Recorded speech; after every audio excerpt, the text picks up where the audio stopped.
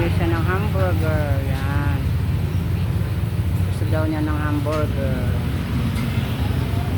Yan, nandito kami sa may palengke. Iwan na kita, ha? Hello. Yan, tanghalian na mga friend. Ito, nagluluto tayo ng sinigang na bangos. Ayan, sa kamyas. Ayan, lagay ko yung kamyas, tsaka yung kamatis. Yan, lagay natin na ng sili na green. Yan, ito yung ating bangos. Yan. Tapos ito yung ating mustasa. Yan, yung ating gulay. Yung aking okra, tsaka nandito na sa ito, oh. Yan, yung ating mga gulay. Yan.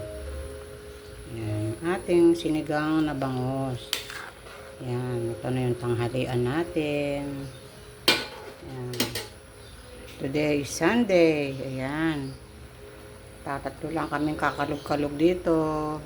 Nasa bakasyon yung iba kong mga apo. Ayan. O kayo mga friend, ano mga pang-ulam nyo dyan, niluluto. Alam ko, masarap yung mga ulam nyo ngayon dahil today is payday. Yan. Marami tayong pambiling mga masarap na ulam. Yan. Tara, samahan nyo ako sa aking pagluluto ng sinigang na bangos. Yan. With kamyas. Yan. Hello mga friend. Yan. Good afternoon. Yan. Gagabi ng mga friend. Ito. Mainit pa rin.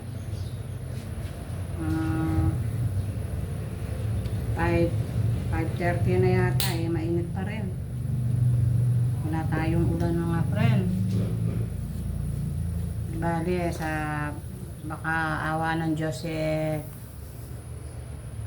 nitong June na to magulan-ulan na para guminhawa naman yung ating mga pakiramdam na hindi na puro lang init. Yan, kumusta na kayo? Ito, nagpapakulo ako ng pampalaman ko sa aking paninda. Yung aking buchi-buchi.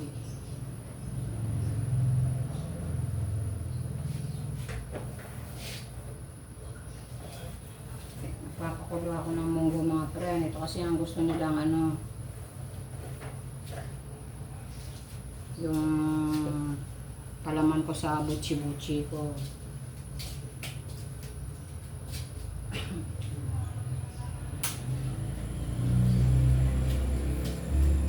Kanina naubos yung aking mga dineliver. Yan. Napaubo yung dinideliver ko sa palengke, naubos din, tsaka yung sa Tiangge. Meron akong dinideliveran din. Naubos din. Nagustuhan nila yung aking buchi. Ang palaman niya munggo. Yan. Yung bukayong munggo. Diba masarap yung mga friend, palaman na sa buchi-buchi. Yan. Sino mo mga nakakabili ng buchi-buchi ko dyan, dito sa Arayat. Yan.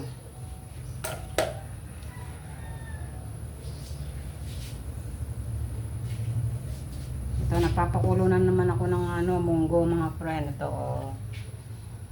bumili ako ng kalahating kilo.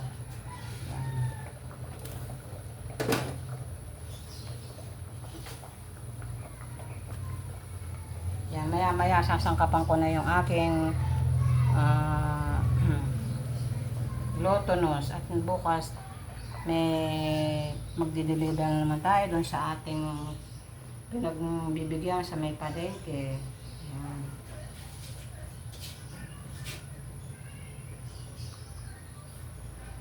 Yan, kaliligo mo pa lang mga friend. Ito, naiinitan na naman ako. Ito naman yung ating tubig na lumalabas sa gripo mainit din. Di ba? Ito yung aking munggo na niluluto. Ito, pinapakulo ko to. Maya-maya lalagyan natin to ng asukal. Yan. Ito yung gagawin nating palaman sa ating butchi-butchi. Yan. Gustong-gusto nila yun mga friend. Yung ating butchi-butchi. Yan.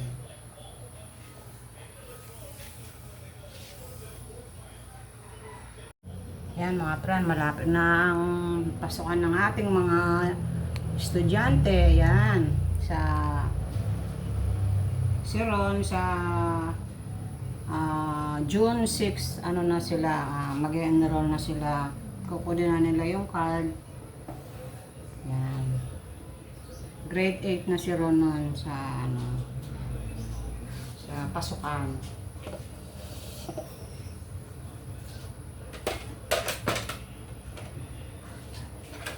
Ay, yung mga estudyante nyo mga friend. Ito yung sa Hostino. Isa na lang yung aking estudyante doon, yung si Ron. Yung grade 11 ko, lumipat siya sa lumipat siya sa private, sa ano kasi itong ano na to, eskwelahan, yung ano kasi ito, mga Grace, sa Other Grace. Yan kasi ano din dyan, covered siya ng government, kaya konti lang ang babayaran hanggang grade 12. Pero yung yung 10, 8 to 10 yata, 7 to 10 yata, may may bayad. Siyempre private yun. Nasa 18K yata yung ang isang year yata yun.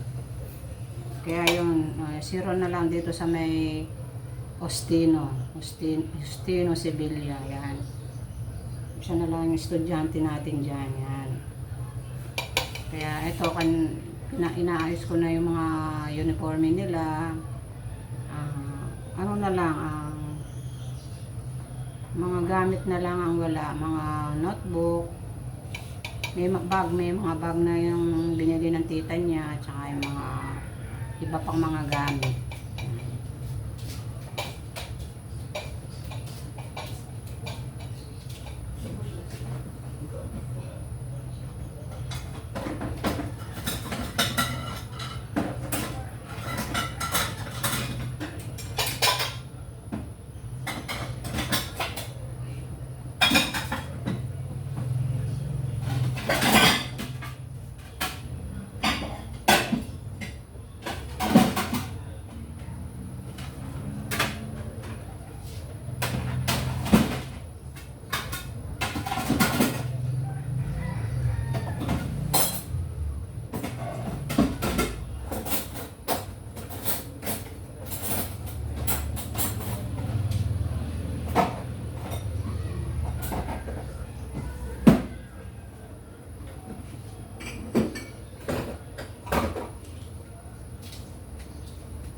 Naglilupit tayo ng mga pinag-ugasan ng mga pinggan para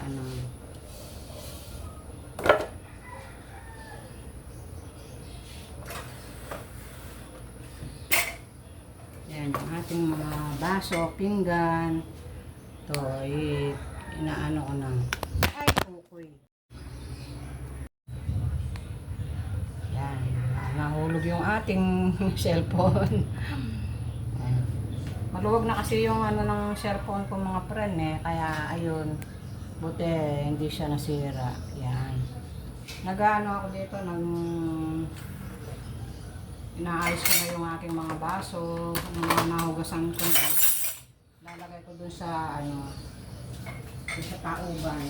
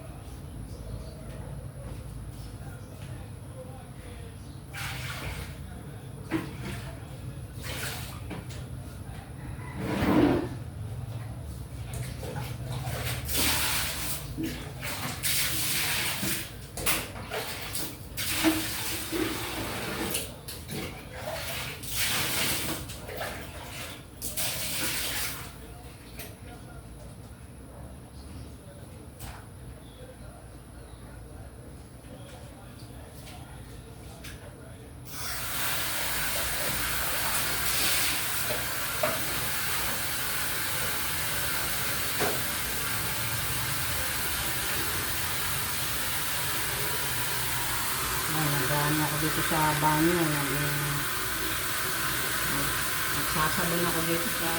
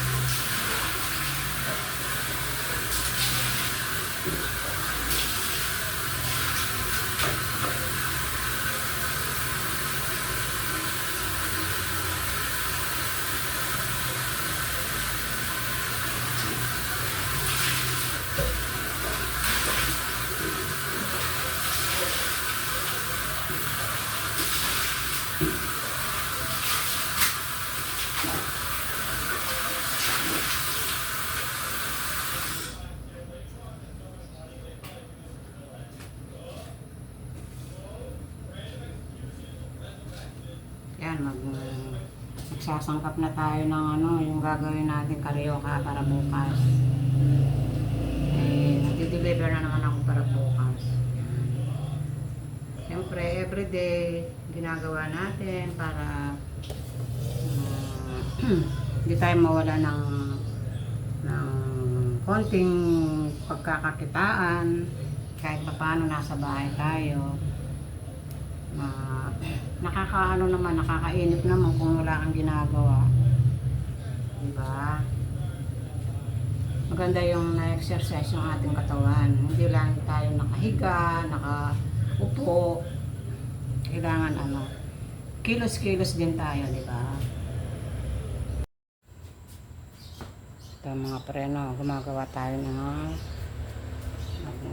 sangkap tayo ng gagawin karyoka bukas, yung mga butchi. Yan. Yan, para naka ano siya magdamag. Naka-rest siya magdamag para ano.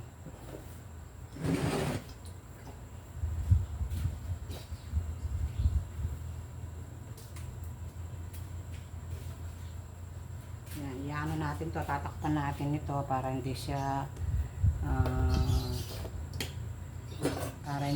gapangan ng ano, mga insekto. Yan. Yan, tapos na ako. Tapos ito, oh, may Indian mango kami dito, mga friend. Ayan, oh. Konti na lang. Kalahating sako to, kaya lang yung iba, nag-share-share ako sa kapitbahay, siyempre. Ayan, oh. Na ano na sila dahil sa init, nahinog na sila, oh. Oh. Hinog na sila. Yan, pinamigay namin kasi hindi namin mauubos yung mga puko. Lalo na sila ron, hindi sila mahilig sa mga ganito. Kaya ito na lang ang natira, oh.